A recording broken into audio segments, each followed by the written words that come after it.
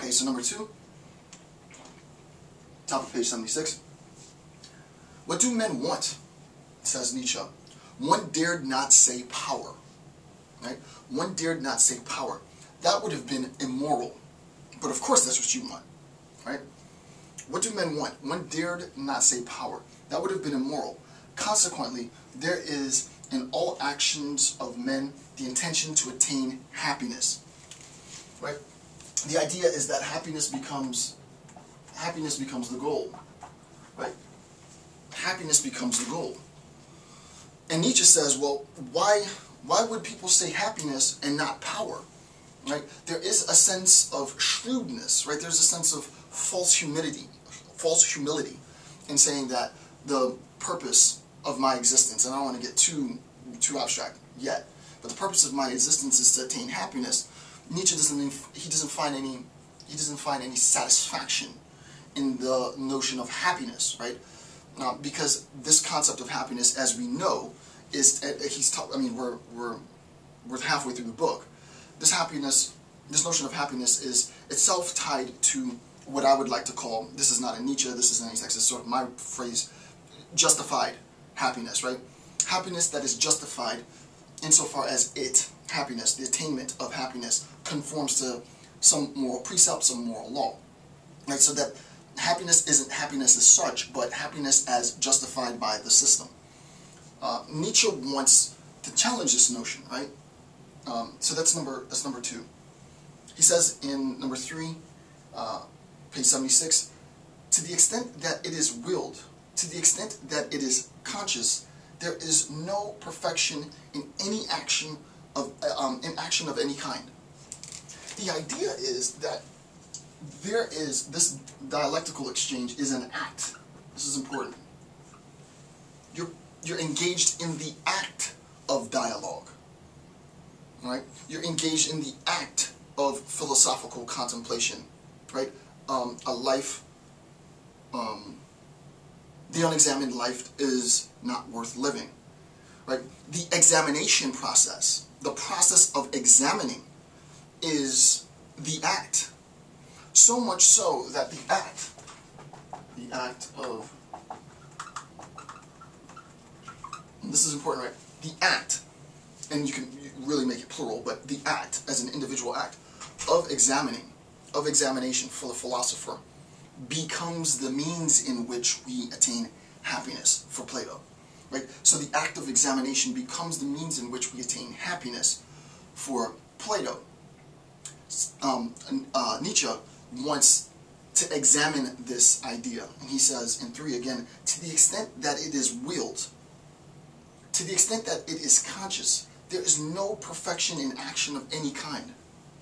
Again, as we know, the notion of happiness being the ideal state in which we're attempting to attain something, or if it's the moral law, or if it's truth as such or perfection as such, we know that this collapses on itself because a lot of this is contingent on this sort of false dichotomy, this falsified binary opposition, right? So that we have the act of examination on one end, as opposed to the unexamined life on the other end, and then we have, of course, this perforated, if you will, this tethered, this weakly tenuous connection between the examined life and the unexamined life, right? Because it's so much easier to understand these ideas if you make these rather apparent distinctions, right? Either you're living your life in an examined sense and you're a philosopher, or you're not, right? Those of you who can't do it, well, you'll be controlled by those of you who can do it. And Nietzsche recognizes, and this is what's important, this is extremely important, Nietzsche recognizes this now as the foundation. Like, he recognizes this concept of the examined life and the unexamined life as the use of reason as a means to happiness, as the substrate for the Christian tradition, right? Instead of talking about the examined life, right, we go back to this notion, this sort of antiquated notion of piety and reverence. And in the Christian tradition, this becomes devotion. The act in the Christian tradition, unlike the act in Platonic dialogues, rather than being a life of philosophical examination, becomes, in the Christian tradition, a life of devotion. That life of devotion leads the devotee towards a state of ultimate bliss, happiness, eternal life, right? So, in the Christian tradition then, devotion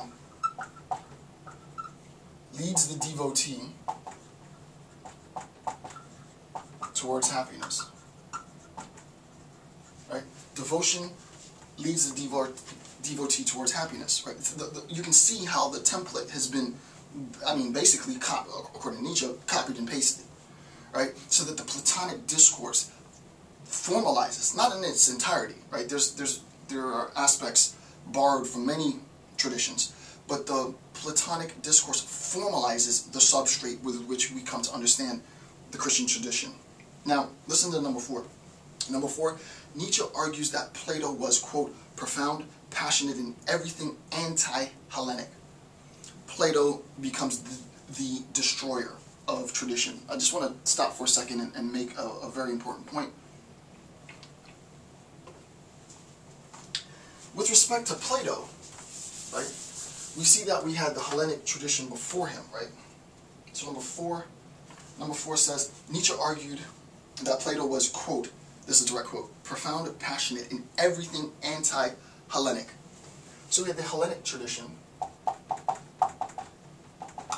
We see the Hellenic tradition is, we'll see, he talked about this briefly, but the Hellenic tradition is rooted in a more pagan understanding. I'll talk in a second about what that means. Nietzsche doesn't get into this now, but it's going to be important that I make some distinctions so that we don't sort of commit the fallacy of being anachronistic in our assessment of Nietzsche. So, with respect to the pre-Socratics, with respect to everyone basically prior to Plato, we have a Hellenic tradition, we have rich, sophistic tradition. Plato comes along, and Plato situates himself in opposition to the Sophists, in opposition to the Hellenic tradition. How does he do this? Plato does this by constructing the system by which an individual can attain the form, participation with the form, through reason. Participation with the form is the ultimate act of examination for the philosopher, and that is contemplation. This speaks to, now I'm getting a little bit more advanced, but quite a bit more advanced, but this speaks to the idea of Cartesian certainty, right? The reason why the rationalists were so obsessed with absolute certainty, right? And this idea of attaining absolute certainty, it then finds itself, as we've seen, in a rejection of all things physical, because the body, as Descartes says, as informed by Plato, is a means to misperception, misdirection, a failure to accurately assess, so that truth, happiness, all things good are posited, situated outside of the world of the physical. The Hellenic tradition does exactly the opposite. When you tell someone you're a pagan, you're a Wiccan, in a contemporary sense, yes, you do have people who are pagan and Wiccans and such, and they think of their participation in a spiritual sense, right? There is, however, a completely different, yet probably unrecognized aspect of paganism, a traditional, paganism based in antiquity that has nothing to do with spirituality, right? The paganism is a system of belief situated within the physical world. It's not the worship of anything, as much as it is the recognition of the physical interconnection, the physical interconnection between objects, right? The physical interconnection between objects, and the process of the pagan, the Hellenic pagan, the neo-pagan, contemporary pagans, non-spiritual aspect, not metaphysical in that spooky sense, in a really scientific sense, is a recognition of this interconnection, rather than examining, if you will, the form, rather than